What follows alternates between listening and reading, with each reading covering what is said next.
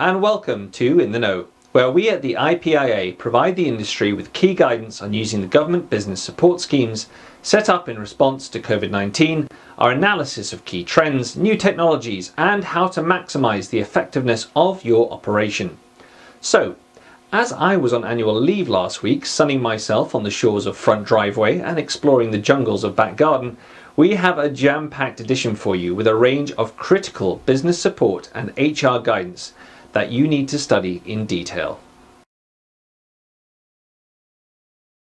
First, please see the link below where critical new workplace safety guidance has been issued by the government to accompany the relaxation of Covid-19 containment measures announced by the Prime Minister on May 10th. The Department for Business, Energy and Industrial Strategy has requested that the IPA distribute it to the print industry and to urge you both to implement it and share it as widely as possible. Next, due to a large amount of public and professional debate surrounding eligibility for the Self-Employment Income Support Scheme, the government has launched a new checking tool, which you can access via the link below. It utilises your self-assessment, unique taxpayer reference and national insurance numbers to assess whether you qualify for the scheme or not definitively. Thanks to you, we've protected our NHS and saved many thousands of lives. The Prime Minister's speech on Sunday, May 10th has squarely divided opinion, but what's for certain is that there were two key parts of his statement which can give a modicum of hope to print, that demand will start flowing again post July the 1st. The first is, we now need to stress that anyone who can't work from home, for instance those in construction or manufacturing, should be actively encouraged to go to work. And the second, at the earliest by July, and subject to all these conditions and further scientific advice, if and only if the numbers support it, we will hope to reopen at least some of the hospitality industry and other public places, provided they are safe and enforce social distancing. With the rest of the manufacturing and product processing sectors now being actively encouraged to return to work, that means we should start to see an increased flow of work returning on this front, while being ready and primed for the first week of July 1st will be key to accommodate demand for everything from promotional flyers through to menus and leisure deal brochures. More than 10,000 small businesses with less than 50 staff originally missed out on government grants to mitigate the impact of the coronavirus lockdown because they are based in shared offices or small units without a rateable value. The government has now addressed this and pledged a further £617 million in grants to small businesses in shared spaces, regular market traders and small charity properties that would meet the criteria for small business rates relief. You can find the link to all the detailed guidance on your screen now. There will be 3 levels of grant payments, the maximum being £25,000, and local authorities will have the discretion to make payments of any amount under £10,000. There has been a significant number of important amendments made to existing Covid-19 business support measures, and as such, there are 2 very good guides that have been published by the government. The first is guidance for local authorities setting out details of the Small Business Grants Fund and Retail, Hospitality and Leisure Grant Fund. And please note that there has been updated tax advice for those eligible for these schemes. The other key guide is for apprentices, employers, training providers and assessment organisations about changes to apprenticeships due to coronavirus. Now, another key update you can find on the details of below is that the government has confirmed that the people who can't work their normal hours because of coronavirus will still receive their usual tax credit payments.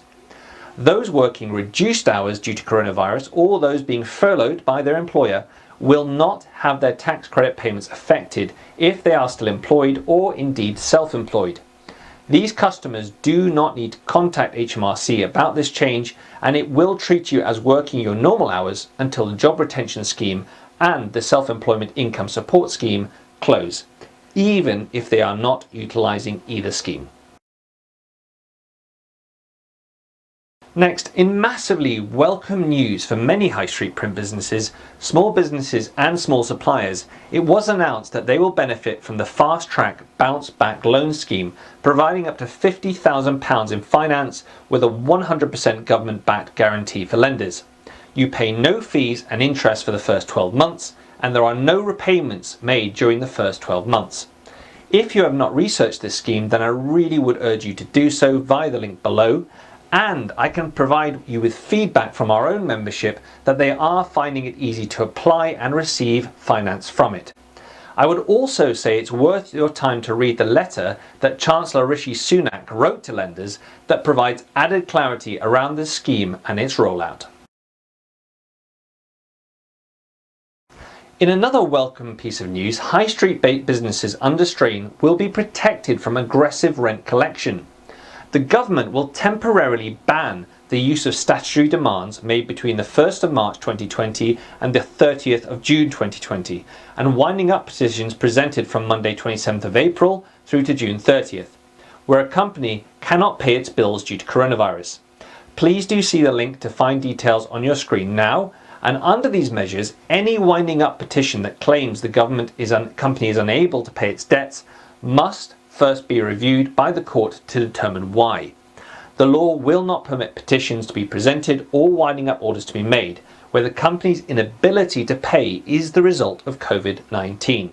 The new legislation to protect tenants will be enforced until June 30th and can be extended in line with the moratorium on commercial lease forfeiture.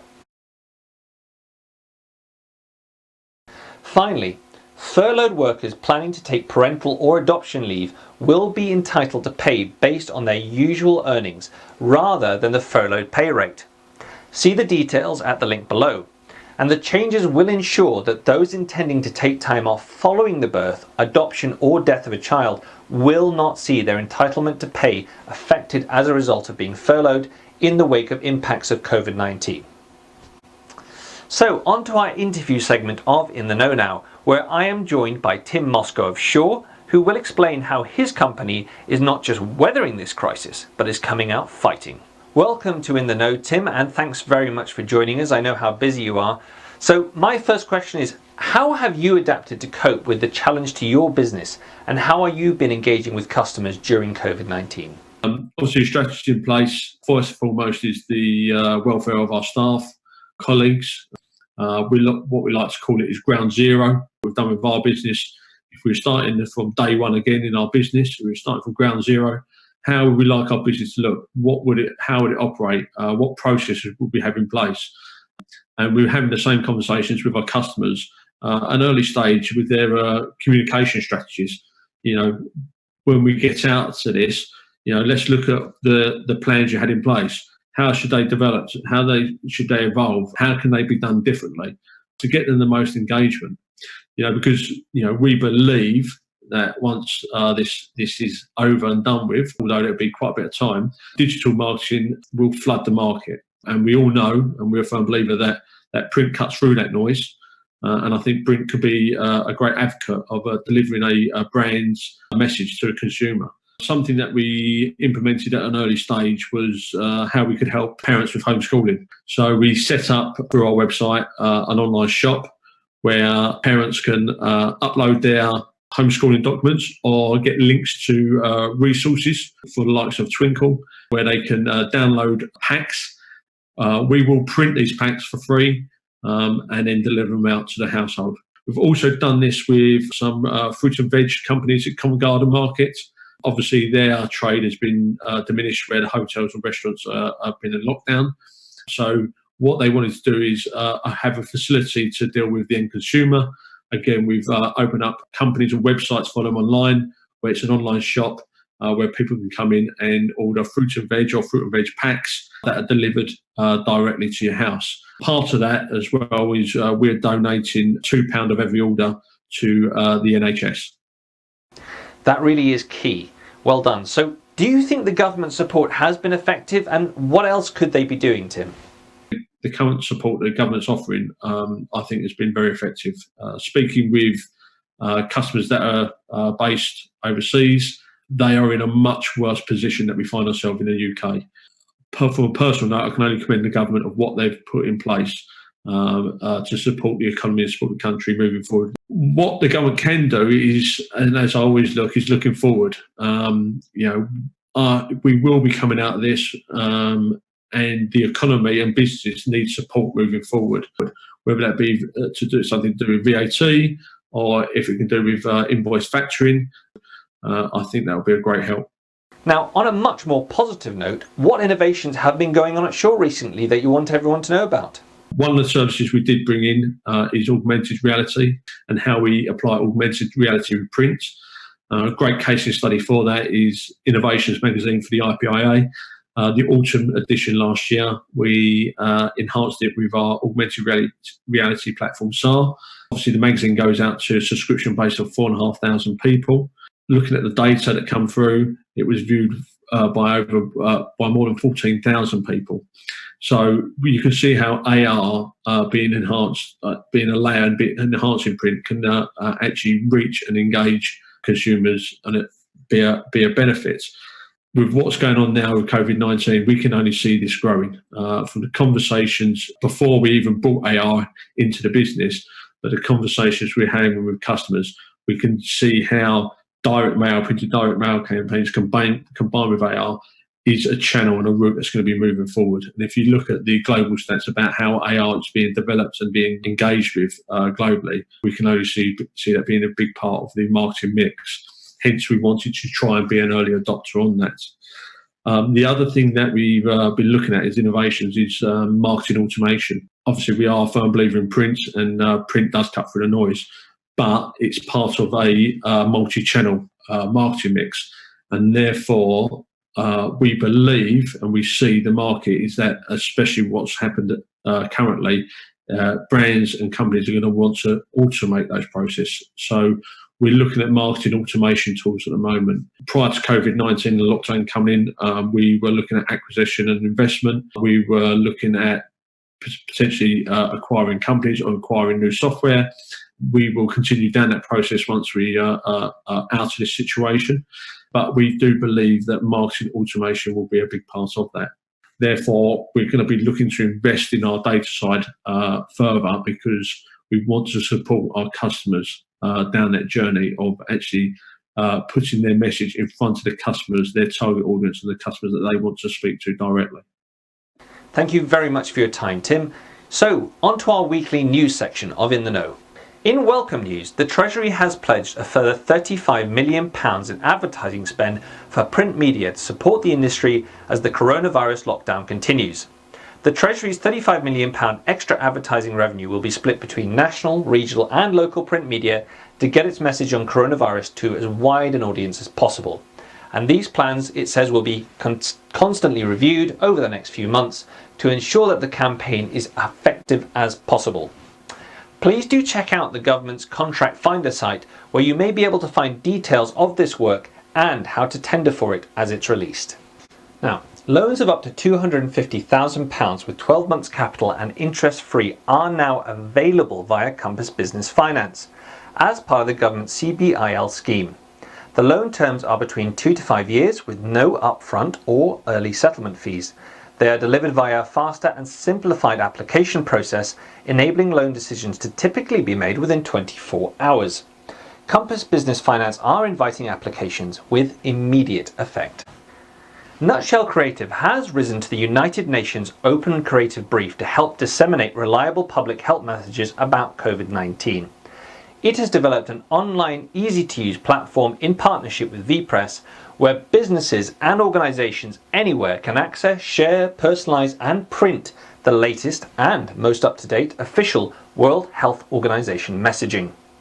The Keep Calm and Communicate website offers a variety of professionally designed and official communications that can be used across digital platforms or printed as floor stickers, posters or direct mail. The templates even allow for firms to incorporate their logo and contact details for greater impact. The welfare range of products from Premier Paper is the latest development from the organisation, designed to ensure that other businesses can continue to function, even in the midst of a crisis. Indeed, now more than ever, Hygienic, safe and sensible practices are vital in ensuring everyone's well-being, from visors to sneeze screens, hand sanitizers to stations. Premier's range of welfare products has been carefully selected to help you achieve just that. For more information, please do email Premier Paper on the details below with your requirements. So thank you very much for watching In the Know. If you have any suggestions of content you would like us to bring to you, then please do let us know. We at the IPA and all of our members are working together to support our industry, so please do not hesitate to get in touch with us via the details at the end of this bulletin. Please do stay safe and well, and we will see you on the next In the Know.